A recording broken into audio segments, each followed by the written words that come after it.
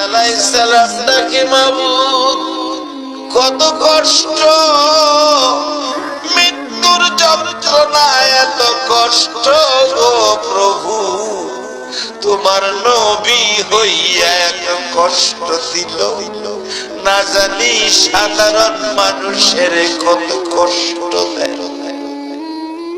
ইদ্রিস আলাইহিস সালাম বলছে, আল্লাহ এইভাবে আজরাইল আমাকে আক্রমণ করেছে, আমার রগগুলো ধরে উল্টা টাইনা সিরা বাইর করছে, আমার চামড়া ছিলাইছে, গোশতের সাথে হাড্ডি রাখে নাই, হাড্ডির সাথে গোশত রাখে নাই, আমার কলিজা এমন শুকাইছে দুনিয়ার পানিতে আমার কলিজা ভিজবে না, এত কষ্ট দিয়েছে।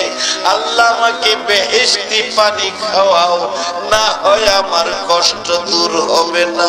বেহেশতি পানি খাওয়ার জন্য নিয়েছে, একটু পানি বেহেশতের পানি খাইয়া আজরাইলের আক্রমণের বিপদ থেকে একটু শান্তি লাভ করেছে।